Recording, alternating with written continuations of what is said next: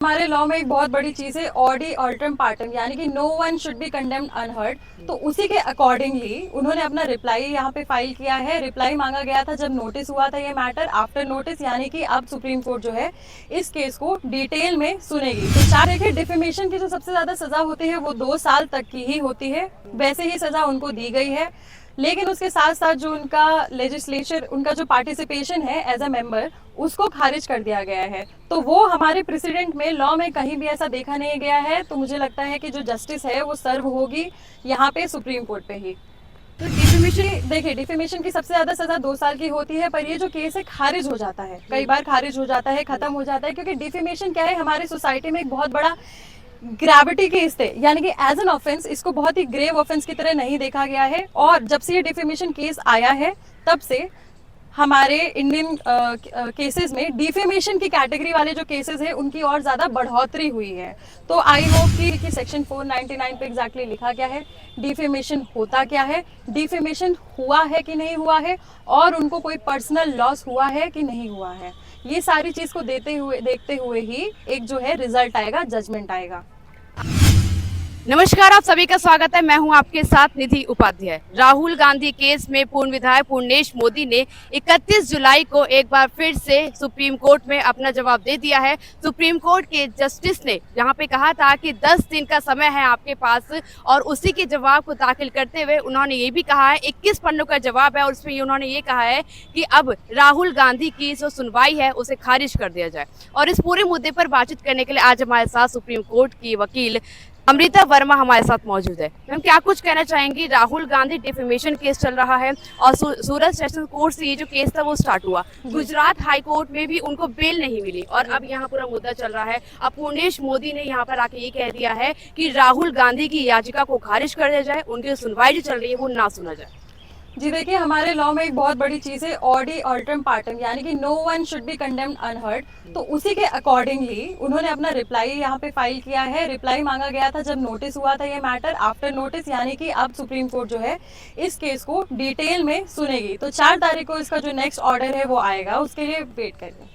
लेकिन जिस तरीके से पहले जो मोदी सरनेम पर जो पूरा मामला शुरू हुआ है, उन्होंने 2019 के कर्नाटक में एक रैली हुई थी, उसे संबोधित करते हुए कहा था कि सारे जो मोदी हैं वो चोर हैं। तो कहीं ना कहीं जो पूरा मुद्दा है वो तब से शुरू हुआ। तो क्या लगता है कि ये जो केस होना है, डिफेमेशन केस हुआ, फिर 2 साल की सजा कहाँ तक वाजिब है? जी देखिए, डिफेमेशन की जो सबसे ज्यादा सजा होती है वो 2 साल तक की ही होती है, वैसे ही सजा उनको दी गई है।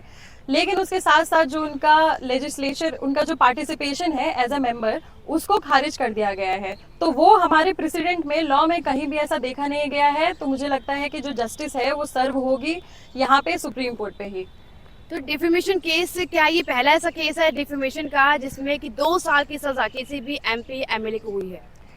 जी देखिए, डिफेमेशन की सबसे ज्यादा सजा 2 साल की होती है, पर ये जो केस है खारिज हो जाता है, कई बार खारिज हो जाता है, खत्म हो जाता है, क्योंकि डिफेमेशन क्या है, हमारी सोसाइटी में एक बहुत बड़ा ग्रेविटी केस थे, यानी कि एज एन ऑफेंस इसको बहुत ही ग्रेव ऑफेंस की तरह नहीं देखा गया है। और जब से ये डिफेमेशन केस आया है तब से हमारे इंडियन केसेस में डिफेमेशन की कैटेगरी वाले जो केसेस हैं उनकी और ज़्यादा बढ़ोतरी हुई है।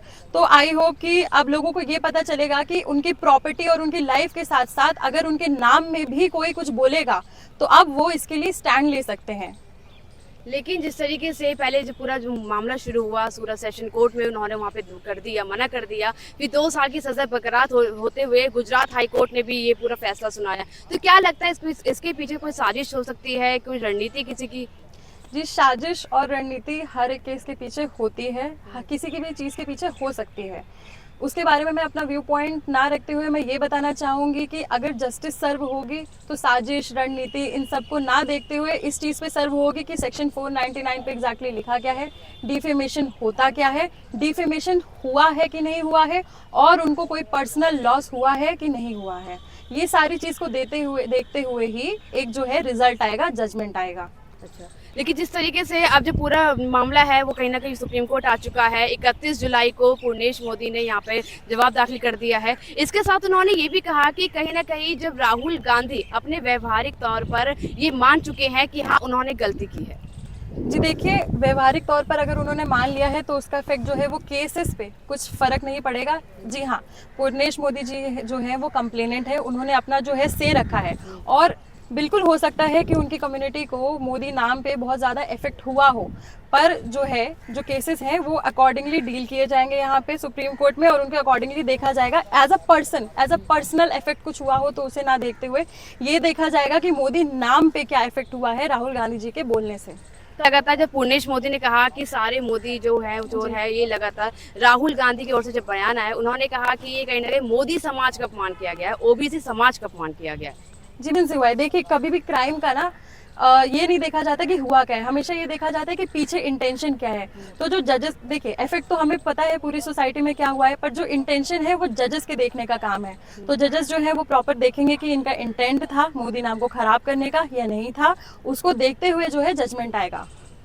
लेकिन अब 4 अगस्त को सुनवाई होनी है, सुनवाई में किस तरीके से रहने वाला है, पूरा प्रोसेस क्या रहने वाला है? जिस सुनवाई में पूरा प्रोसेस ये होता है कि फर्स्ट नोटिस होता है, नोटिस में हर एक पार्टी को सुना जाएगा। मैंने स्टार्टिंग में ही बोल दिया था कि ऑडी अल्ट्रम पार्टन यानी कि no one should be condemned unheard, कोई भी अनसुना नहीं रहेगा। हर एक व्यक्ति की बात सुनी जाएगी थ्रू एन एडवोकेट, यानी कि उनका रिप्लाई फाइल होगा, सारी चीज़ें जो फाइल की जाएंगी और जजेस सारी चीज़ों को सुनने के बाद ही अपना डिसीजन देंगे, ये देखते हुए कि इंटेंशन इस चीज़ के पीछे था या नहीं था सोसाइटी को अफेक्ट करने का। लेकिन इसमें एक और बड़ा सवाल उठ के ये भी आता है कि जब गुजरात हाई कोर्ट ने जब फैसला सुनाया, लेकिन उसमें उन्होंने 2 महीने पहले, 2 महीने बाद, जब गर्मी की छुट्टियों के बाद ही फैसला सुनाया था, तो कहीं ना कहीं ऐसा माना जा रहा है कि मॉनसून सत्र में राहुल गांधी को बैठने ना दिया जाए और इस वजह से ये जो पूरा मुद्दा है इसको टाला जा रहा है। अब सुप्रीम कोर्ट आ चुका है, क्या लगता है आपको? जी, ये मुद्दा सुप्रीम कोर्ट इसलिए आया है ताकि उन्हें जस्टिस मिले और इसके पीछे कोई भी अगर पॉलिटिकल एजेंडा है तो उससे सुप्रीम कोर्ट कहीं भी किसी भी तरह से अफेक्टेड नहीं है।